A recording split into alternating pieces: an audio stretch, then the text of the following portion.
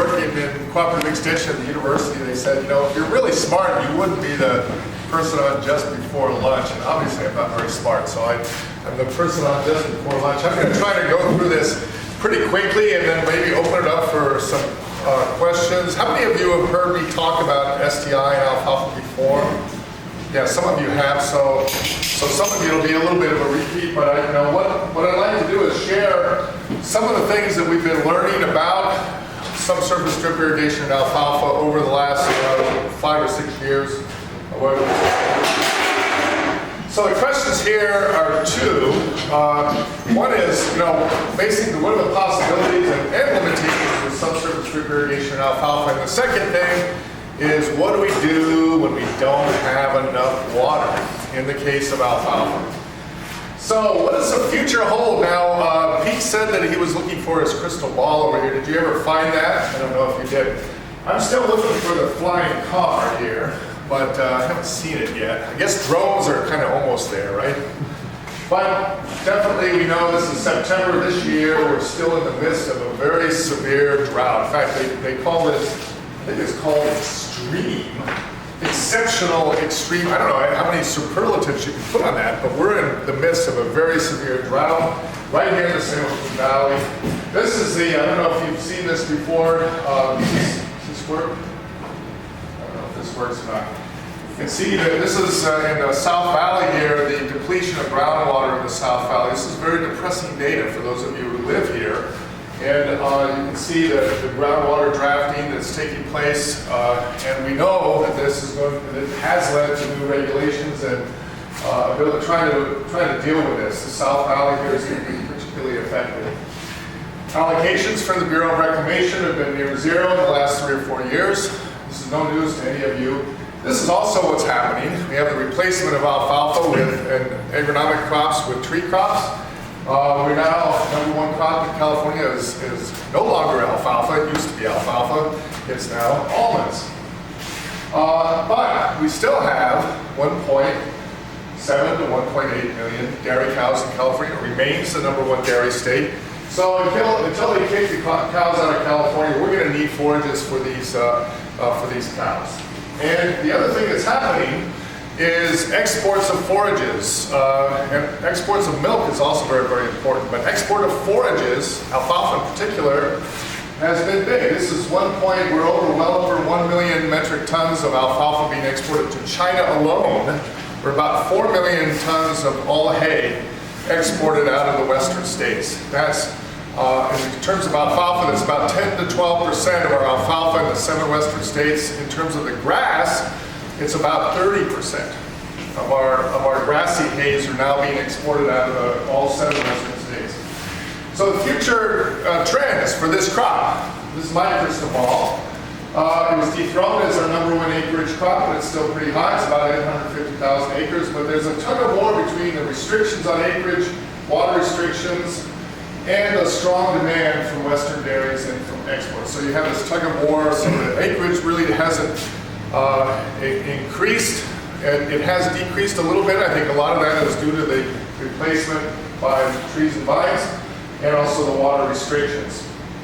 And there's definitely a need for higher yields on limited land availability, lower water use, and also the need for considering water transfers, not only from alfalfa to other crops within a farm system, but also farmers are selling their water in many situations. So this is part of what we need to think about. Sustainable intensification is the catchword that I use. That we need to think about sustaining agriculture on a much limited land base, limited water base into the future. This is going to be the reality. And alfalfa is going to remain a major crop for many years to come. We'll just see how that works. But anyway, why is there an interest in STI? I think, first of all, it's because of the higher yield possibilities with STI, and also because the growers have had experiences with other crops where they've seen it work. Higher hay price 2 years ago was a real strong interest. Now, not so much. I think the hay price has been pretty miserable for about 1.5 years, but definitely the water squeeze is a big part of that. We currently have about 80 to 84% surface irrigation. We have about 14% sprinklers in California, pivots and wheel lines primarily. And maybe 2.5% of SDI. There have been SDI fields that have been put in over the last 2 or 3 years. So it has increased. Go back 10 years, it was probably 0.2% of our fields were in SDI. So sprinklers are also of strong interest to many people as an improvement over surface irrigation. So this is what we see in mostly in our alfalfa fields. Surface irrigation. It has some advantages. Remember, this is the fact is it's a simpler system, gravity fed. You don't have to pressurize the system, but it has a range of disadvantages, which I'm going to go over here. We've done a whole series of case studies with visiting farmers and learning from them about their experiences, and also we have a series of control studies at UC facilities, both here in Davis and also down in El Centro. We're hoping to put a new study in at Kearney. This is what we call a learning curve. I think growers are going through a learning curve on this technology with alfalfa, and we are also learning from them and learning from our own studies. So we visited a whole range of fields, and so we hope it's not this kind of thing where you have the car going off the edge in terms of the learning curve. But I have to say, you know, from a couple of general statements about this is, first of all, you must improve the yields over surface irrigation to justify the cost of the SDI if you're comparing those two systems side by side. The second is you must understand the source of the water and water quality in the delivery system and what the limitations of those delivery systems might be. And the third, you must be prepared for a higher level of management of your irrigation system. If you're not prepared for those higher level of management, it's maybe not something you want to tackle. However, a number of growers have tackled it, and they've done it pretty successfully. We did a sample cost for SDI, looking at the partial budget. This is only the comparison of the irrigation systems, not the total budget. So the drip tape, which is a 6-year amortization, gives you about annualized costs of about $75 to $100 a year. The infrastructure, which has a longer amortization, if you have pumps and distribution system, that's usually 15 to 20 years. And the water cost, because you're probably going to save some water with SDI, is a little bit lower. Energy costs are a little bit higher. The irrigation management, the labor involved with irrigation management will be less because it's generally a turnkey system. However, the labor for road repair and management might be kind of a trade-off there because you're going to have to manage that crop a little bit more effectively. So we feel it probably comes out to about $300 a year comparison. We have to remove the drip lines, of course. Now, is that going to be worthwhile? Well, it depends on how much you spent on it and what the price of hay is. So if the price of hay is very high, you could probably justify the cost with about a half a ton per acre per year increase in yield. If you spend a lot of money on the system and the hay price goes into the toilet, then you're probably closer to 1 to 1.5 tons of hay to justify the cost. Now the question is, are those yield improvements possible? And the answer is, we think they are. Growers have reported higher yields under drip irrigation. We've seen this under control studies, and the reports are about 3 tons per acre improvement over flood irrigation, say the 25 to 35% range. So the question is, why would you see that? Okay, why would you see higher yields in a drip irrigated field? And I think we've sort of slowly gained some insight onto why that might be. First of all, we have to look at the limitations of check flood irrigation. Check flood irrigation, first of all, if you have a poorly designed system here, you don't get the distribution that you were looking for. This is when you can see the water is all to one side of the checks. This is a well-designed one. You see the water moving down the field, but even in a well-designed one, we have differences between the top and the bottom of the field. If you see, this is a check flood irrigated field looking from the side. The water is coming from that side down to this side. This is maybe a 12 to 1,300 foot run. If you've got a 12-hour run here, this side of the field will get 12 hours of water. The middle will get 8 hours. This will get about 6 hours. Then you'll get accumulation down at this side of the field. So you have a built-in distribution uniformity problem. you're not going to be able to get water uniformly throughout that field with these long runs. One of the nice solutions to this is try to cut this in half, try to make these runs shorter. And on check flood irrigation systems that people want to stick with surface irrigation, that's one of the things we recommend is try to make those systems a little shorter, a little more manageable, so your distribution uniformity is better. So you have maybe ideal amount of water here, too much water here with deep percolation, too dry down here, and famously, accumulation of water at the very tail ends of those fields, where we almost always see damage from check flood irrigation systems. And standing water is really the enemy of our crop. This crop does not like standing water. When I took agronomy classes, they say alfalfa does not like wet feet. And the recommendation was don't allow alfalfa to become flooded and don't put it on really heavy soils. So what happens? I go to California here, and what do we do all the time? We put it on heavy soils and we flood it all the time. Now it does work, but at the same time it's something that's that we got to be really aware of. This is not a really ideal situation. Then you get accumulation of water at the tail ends. I have not seen too many check flood irrigation fields that do not have some damage at the tail ends of those fields. This is right near my house in Woodland, and you can see an aerial photograph down here. This is partly a salinity problem, but it's definitely a problem with the tail ends. Well, that's one thing. Second is what I call distribution uniformity in time. All right, so what do I mean by that? It's the ability to charge a field and how long it takes you to actually irrigate that field. So most flood irrigated fields require somewhere between 4 to 12 days to actually irrigate the entire field. Now, think about that a minute. You're going to have to dry that field down for a minimum of 7 days before your harvest, a minimum of 7 days after you harvest. So you got a built-in 14 to about 17 or 18 day drought every 28 days. Guaranteed, you're not going to be able to irrigate that field for 14 out of 28 days, right? So the problem is, then if you add on to that, one end of the field gets water early, the other end of the field gets water late, you've got a problem. So this is what we target, 16 to 20 day period during which fields cannot be irrigated. If you think of it this way, you irrigate a few checks on day one, a few checks on day two, and then as you keep going, you know that it's taking you 7 days to get across that field.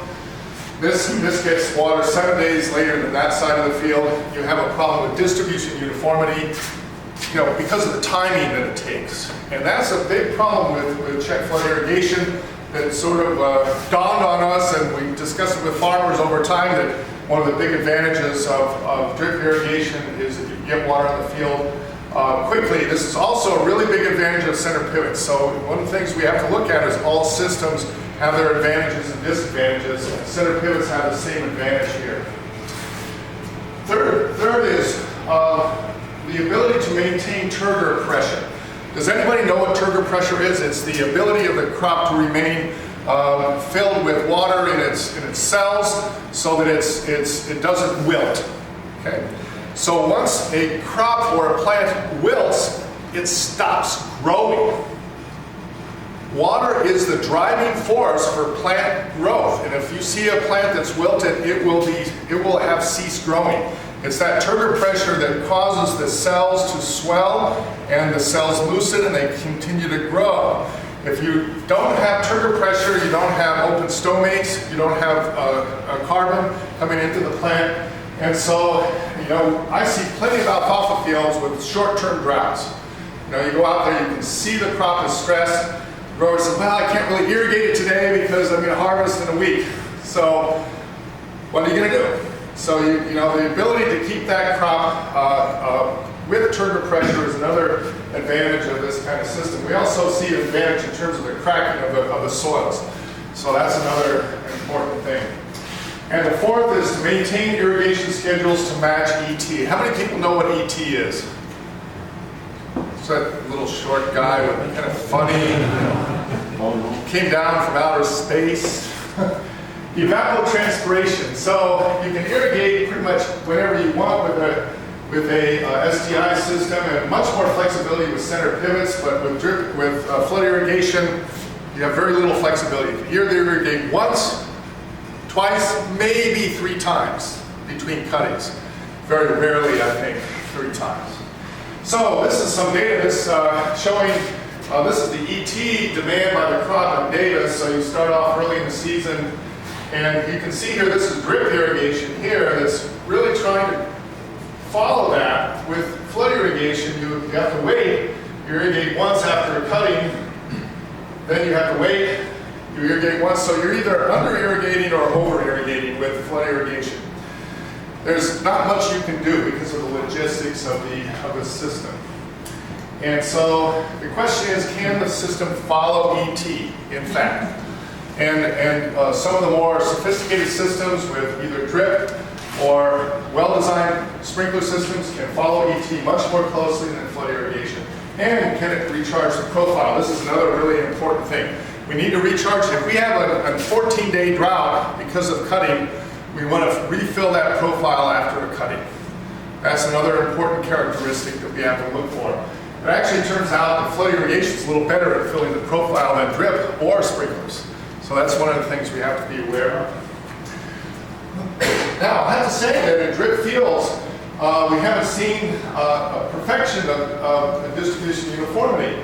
We've seen this kind of corrugation effect in many of those fields, in spite of the fact that they've had improved yields. Probably a 10 to 20% yield hit due to this. And this is a spacing issue. You get differences, I don't know if you can see this, over the drip lines, in between the drip lines. You can see some differences there in growth. And that's one of the things we're continuing to kind of look at, the spacing issues, whether or not you need to change the spacing or change the irrigation management to address that issue. This is showing this a little bit more. You can see this kind of droughted area here, well watered here. So you do have some distribution uniformity problems with drip irrigation. It's not perfect, but there is something that I think can be addressed with both irrigation management and with spacing.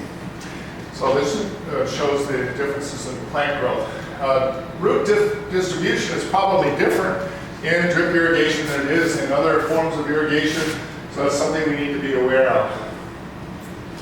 So what we've learned, some of the things, I'm going to give you a summary of what we've learned, is that problems during stand establishment can last a long time. A lot of times growers forget, and this is one of the things I think Pete and I have talked about with pest management too. If you can do stand establishment correctly, you save yourself a lot of worries over the years with weeds, pests, and also with irrigation management. We want to use sprinklers to bring up the crop. I don't think anybody can claim that they brought up a crop with subsurface drip irrigation with alfalfa. We want to keep the profile full while the crop roots are developing, and the roots need to be deep enough to access the water, so you need to know where your water is being delivered. Remember that this is an important point, that roots don't seek water. This is sometimes I hear farmers tell me this, well, the roots, they'll find the water. Is that true? Answer is no. Roots grow in the presence of water. If the water is in the root zone, so if your roots are down this far, but your water is down here, that crop is not going to find it. You have to have water where the roots are growing. So this young crop, you have to water frequently enough because you're only farming essentially 6 to 8 inches of soil. So that's really a key issue. We also had a situation where growers were trying to accomplish this lateral flow, and they overdid it. So the water would come up above the drip lines and actually kill the alfalfa right on top of the drip lines because it was overwatering. They were overwatering the fields. So we don't want to take an absolute view of application technology. I think sprinkler irrigation and flood irrigation has their place, even with drip irrigation. In fact, we would recommend that you keep in your pocket the ability to flood irrigate a drip installed system. I think there's a lot of advantages that I've talked about here, but there's some reasons to keep flood irrigation in the mix. So that's because periodically we want to recharge that field. We want to assist with gopher management. What about salinity? If you're in a salinity affected area, drip irrigation could be a real problem because you're going to move those salts up in the profile or over to the center in between your drip lines. And there's no way you can get those salts down out of the root zone. So you're going to need to have another way to do that. We also want to maintain some wildlife habitat, and so we might want to consider different kinds of spacings. So this is